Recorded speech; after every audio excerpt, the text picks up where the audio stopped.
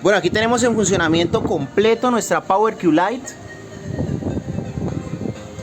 Acá tenemos los paneles solares que en estos momentos se están encargando de convertir los rayos del sol en corriente eléctrica. La extensión, el puerto de conexión de los paneles solares, el inversor, el controlador, el tomacorriente que está conectado a un multitoma que nos permite en estos momentos energizar dos ventiladores, un bafle, un computador portátil,